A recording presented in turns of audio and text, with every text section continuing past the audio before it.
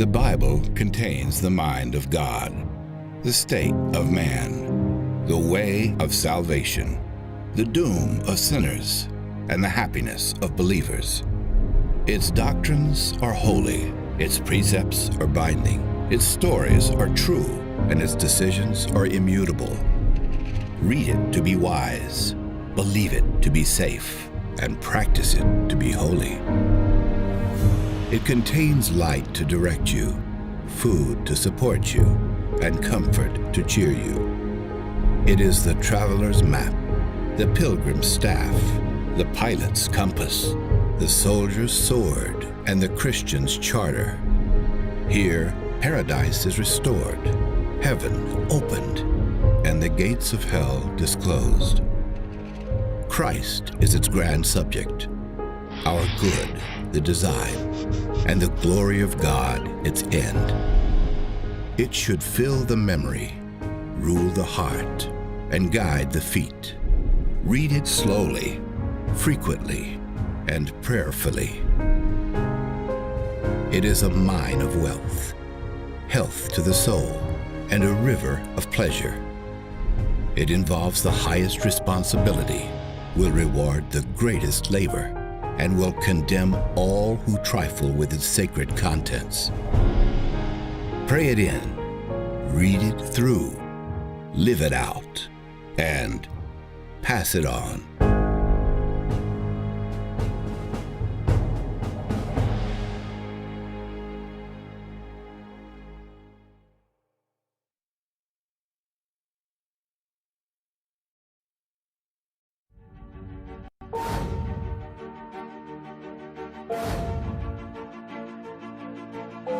And when we have accurate knowledge,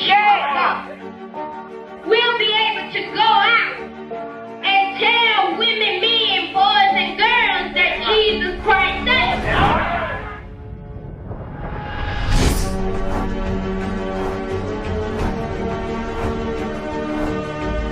The spirit that's in you is to be innovative, to defy the odds, to go against the grain, to go against tradition, to do a new thing, to do a radical thing.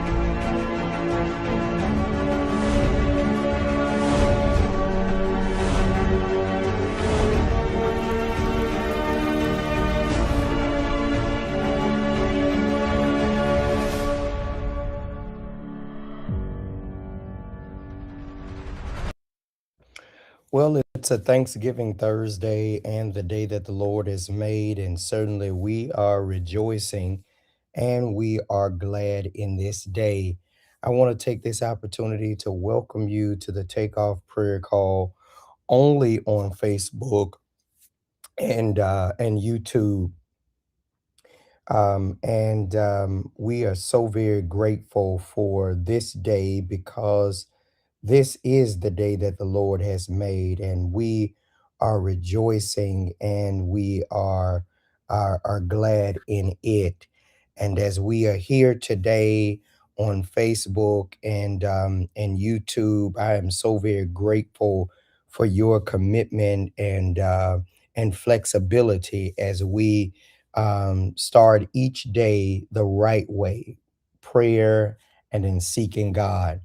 What we know to be true is that time spent with God is never ever wasted, but it always sets the tone and the pace and the tempo for our day, whereby we can boldly, boldly declare, "This day was made for me, and I was made for this day." Come on, can you declare that on today? This day was made for me, and I was made for this day. And so that's why I'm starting it off the right way. And I'm so very glad and grateful that God has given to us Igniting the Flame as the daily evangelistic ministry that brings us this message of encouragement, of empowerment, igniting us as we go forth into our day. And even the more, we are a family, a movement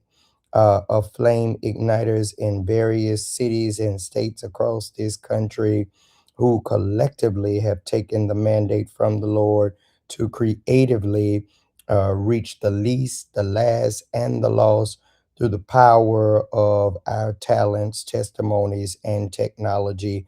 And certainly you are a part of it. I want each and every single one of you, would you take this moment and share today's broadcast? I want to be a blessing to as many of you as possible. And all I need you to do is share today's broadcast. As you're doing that, I have a few things and preliminaries that I want to take care of.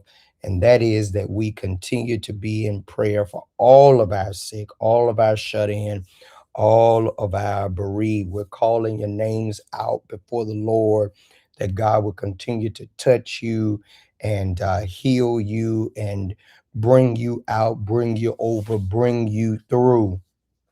And we call out the name of Brother Clement Sanders. We call out the name of Philip Grayson. We call out the name of Reverend Lauren Webb and Sister Lavertia Ware and Dr. Rochelle Oakes and even Deaconess Jackie Collington and all of those that have been facing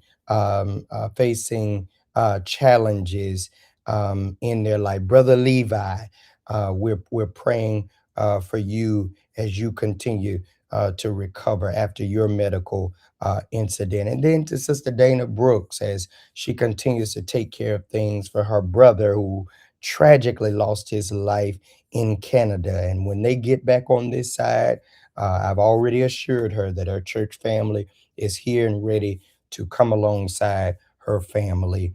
And it's so much, so much. I was with the Vickers family on I think that was yesterday, as they laid to rest a long time member of Central. We hadn't seen in a long time, but they were just so grateful.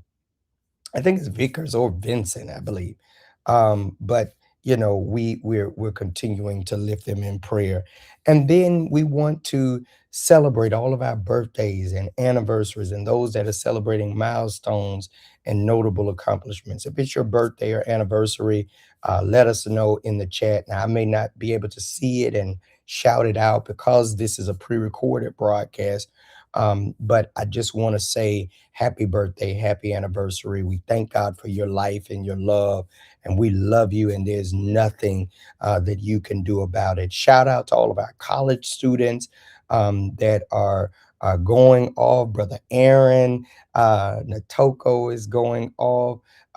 Sister Elani Hudson is headed to Howard today. Others are going back, getting ready to go back. If you hadn't got your scholarship, what that means is you're going to need to turn in that proof of enrollment to the office, and we have checks and other allocations for those of you that were awarded scholarships. And we're just blessed to be a blessing to you as your church family.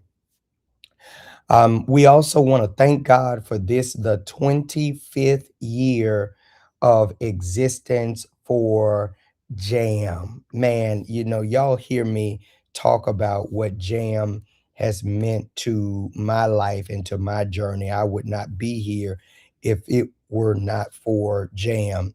JAM is on tomorrow, and I need all of our Central family to be in place and ready to support. Now, some of you have been engaged as volunteers, and I want to encourage you to do that.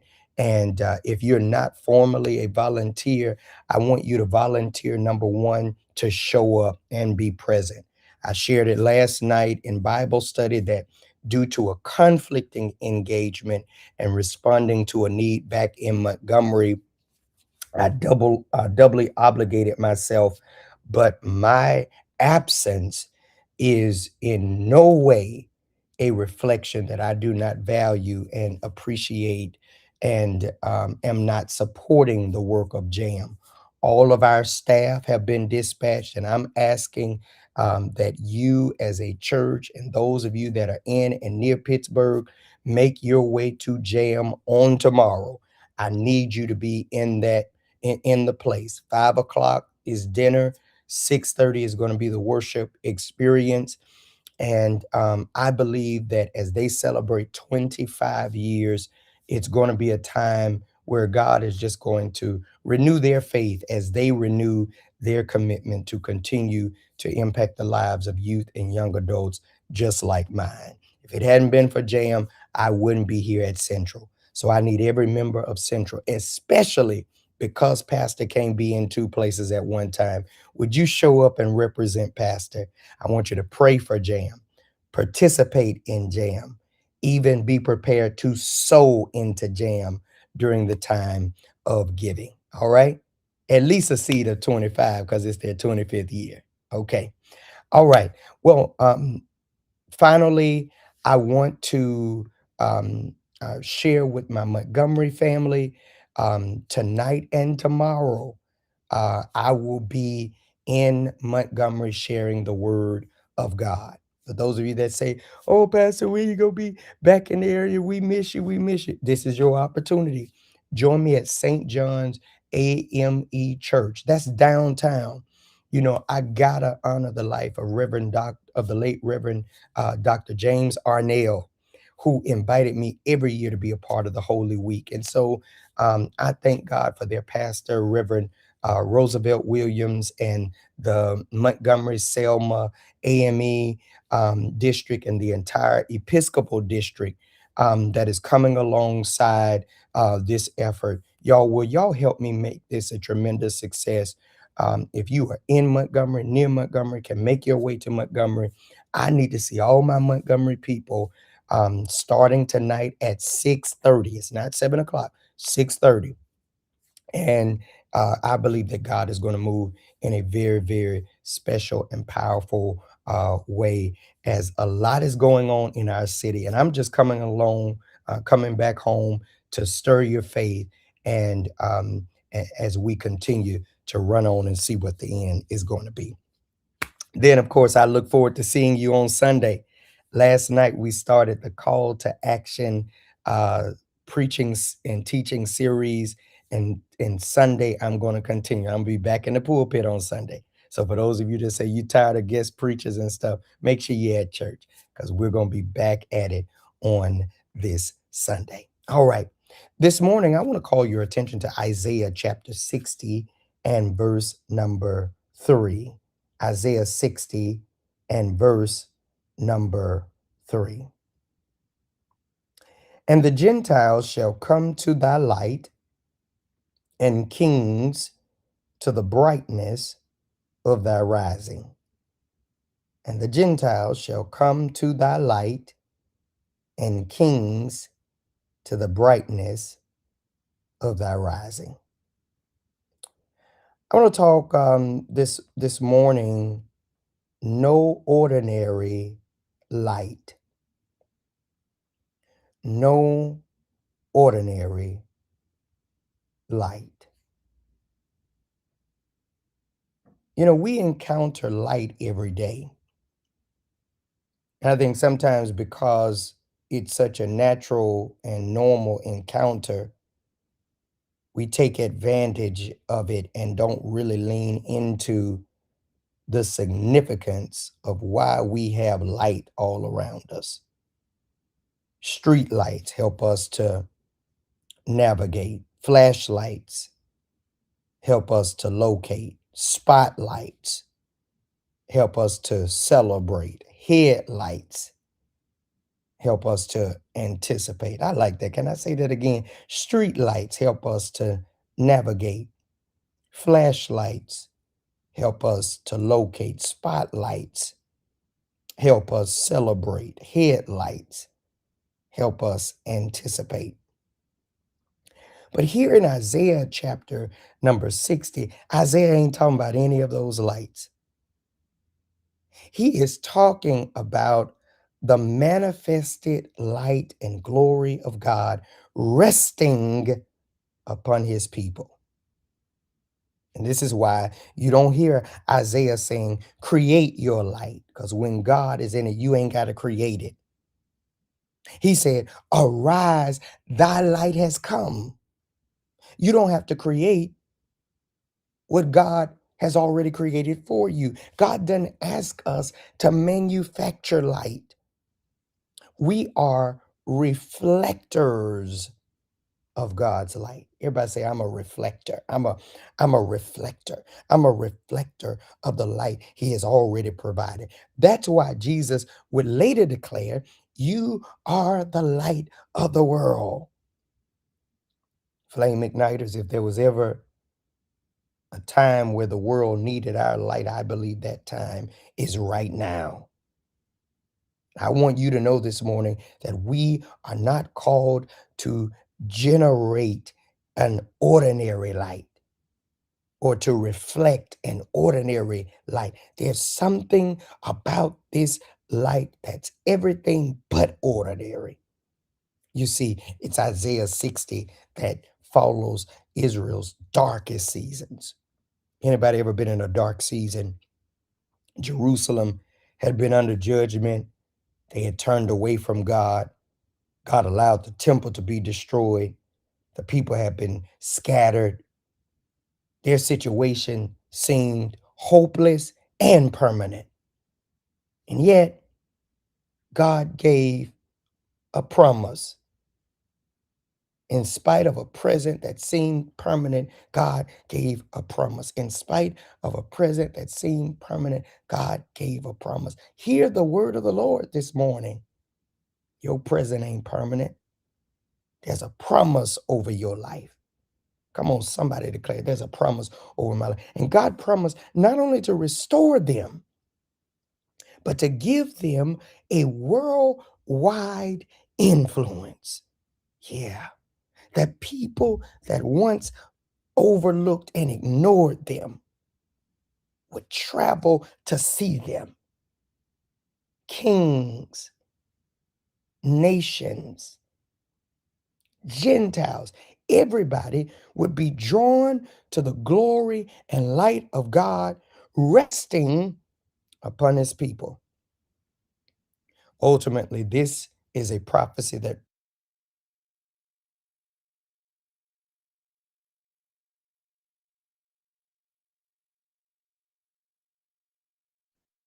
Lord's church. He said, house, check this out.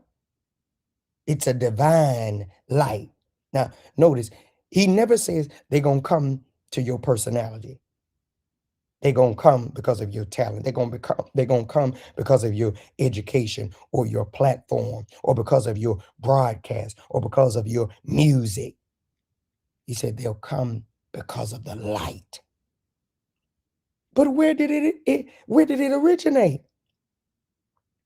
If you go 2 verses up, verse number 1 of Isaiah 60 says, the glory of the Lord is risen upon thee. And that's why only God can get the glory, because it ain't even your light. It's light that's borrowed from the glory of God. Anybody ever told you the moon don't have its own light? Do you not know that the moon at night reflects the light of the sun? The moon comes out at night to reflect the light of the sun. Y'all missed that? Let me try one more time. The moon at night comes to reflect the light of the sun. And that's us. We are living in dark times. And we've come out to reflect the light, not of the S-U-N, but of the S-O-N. You know, we become fascinated. And that's our problem. We become fascinated with producing light instead of pursuing light. God never challenged us to produce it. All we got to do is reflect it. It's not about stage lighting. It's not about social media strategies and marketing campaigns. None of that can replace the glory of God. When God's glory is on your life, nobody can stop what God is doing. Somebody shout, I got glory on me. Because the glory is on me, God's going to get the glory through me. He said that this is going to be a divine light, but it's going to be a distinct light. Now later, he would say darkness would cover the earth. And notice, God didn't promise that darkness would disappear. Darkness is increasing. You can see that day by day. Yet God positions his people in an ever increasing darkness to shine even brighter. Light has never needed permission from darkness, and darkness has never defeated light. Light doesn't fight darkness. It simply shows up, and that's all God needs. God just needs you to show up. Think about that candle. One candle can light an entire room, not because darkness became weaker, but because light showed up. The church was never called to curse darkness. The church is simply invited to show up. You remember Daniel and them 3 Hebrew boys in Babylon? They were in a strange place, but their light showed up. Tried to put them in the lion's den, but the light still shined. Turned up the fire 3 times harder, but the light still shined. They didn't have to preach. They didn't have to hold a revival. They didn't have to promote themselves. There was something excellent and distinct and distinguished about those 3 Hebrew boys and Daniel, that everywhere they went, nothing could hide.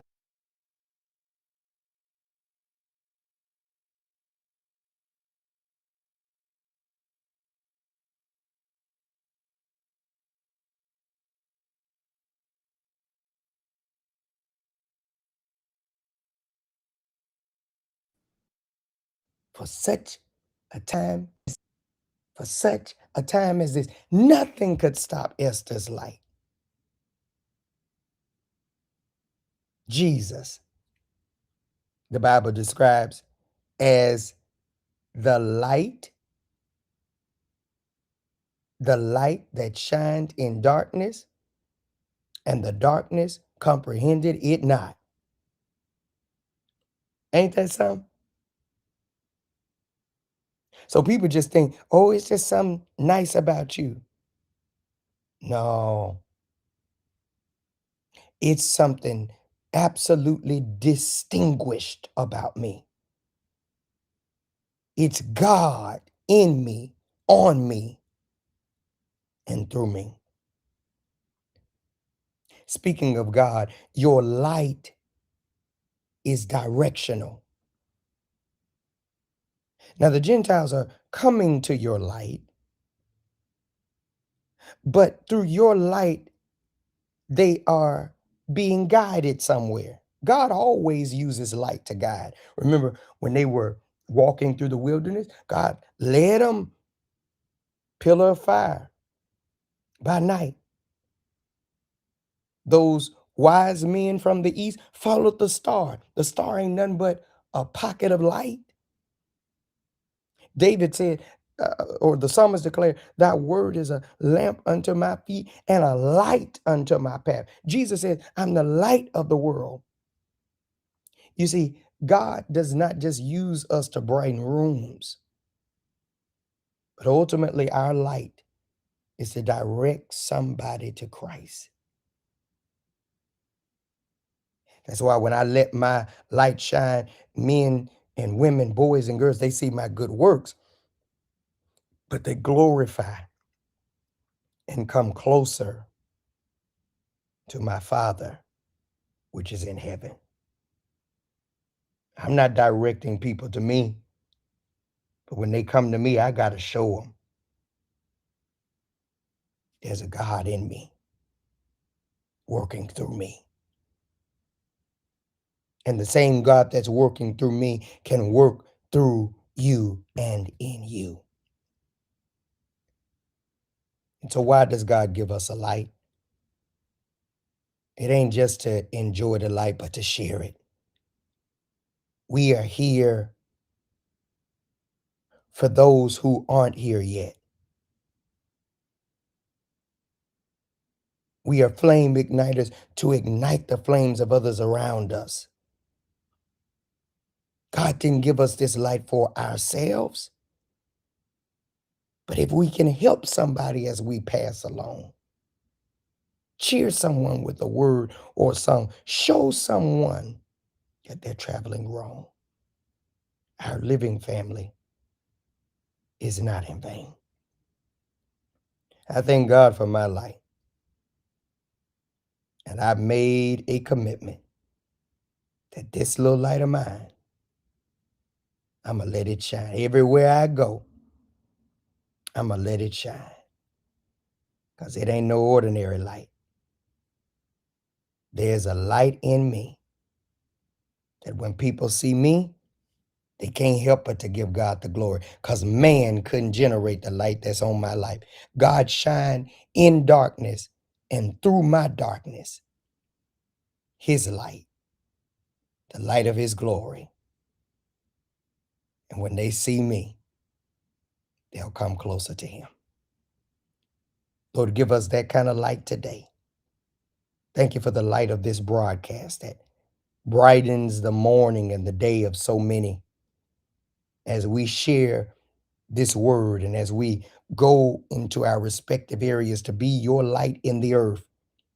Let people notice something different about us, but give to you and to you alone the glory, the honor, and the praise. Thank you for this light, and we're going to let it shine. In Jesus' name, amen. Hey, family, if you've been blessed by this word on today, I want to, of course, challenge you to share it. I want to challenge you to share it. I also want to challenge you to sow into it. Man, we bring the light of this broadcast every single day, Monday through Friday. You've been blessed today, blessed this week. Would you consider sowing that seed today? Let's come in agreement as close as you can to $60. Yep, Isaiah 60:3. Let's come as close as we can to 60. Whether you can be at 60 or $59.99. Let's come as close as we can to 60. I tell you what, if you're going to sow today, let's do it via Cash App, $Ignite CDM, IGNITE I'm thanking God for this light. And listen, the Flame Igniter is coming on assignment to Montgomery, Alabama. Listen, I'm getting ready to get on a plane right now to head to Montgomery, praying for safe travels. St. John AME tonight and tomorrow, 6:30. Will you meet me? Come on. Will you join? I'm in Montgomery. If you're in Montgomery, near Montgomery, please make sure you join me. I want to thank God for the light that started in my life in Montgomery. And I'm just coming back home just to stir your faith, to come alongside this effort of the AME churches, Montgomery and Selma district and the Episcopal District of Alabama. I believe that God's going to move in a very special way. And listen, I want to thank God that for 25 years, JAM, Jesus Anoints Me, Reverend K and Dr. Brown, they've been igniting the lights in youth and young adults for over 25 years, including mine.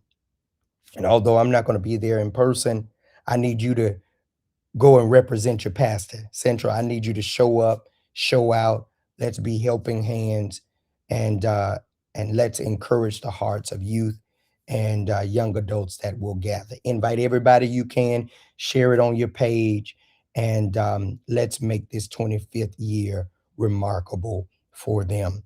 So listen, may the Lord bless you and keep you is my prayer. As always, I love you. Nothing you can do about it. Be blessed. Go shine. You ain't got no ordinary light. You gotta shine it. Be blessed.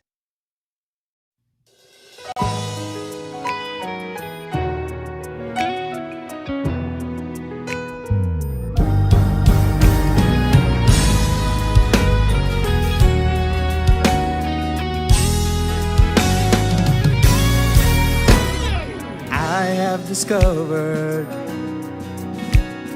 evil wants to overtake me. I'm encouraged keep his light shining in me. No longer bound beneath the load of guilt and shame. And if you're in darkness, he can bring a change. Like your flame, don't be ashamed. Don't be ashamed. Lift your voice, stand and proclaim. Lift your voice. Prove what God can do. What God can do. Show others He lives in you. Lives in you. Oh, ignite your flame. This is what He wants you to do. Oh, ignite. Light your flame. I believe you can do it. Listen, I know it may seem hard right now, but I discovered that evil, but I'm encouraged. I've got to keep the light shining. No longer bound beneath the load. And if you're in darkness, I know He can make a change. Make a change. Don't be ashamed. Lift up your voice. Stand and proclaim. Be living proof What God can do. what God can do. Show others He lives in you. Ignite. He wants to use you. He can give you a brand new start. Light your flame. It's never too late. Just get up from where you are. Light your flame. Tell Him, Lord, I'm available to you. I'll do what you say do. Light your flame. You can have your way. Tell Him, have your way. Oh, let it shine. Let it shine. Let it shine. Let it shine. Let it shine. Let it shine. Shine in me. Shine in me. Your guiding Let light. it shine. Your saving light. shine. Let it shine in me. Let it shine. Let it shine in me.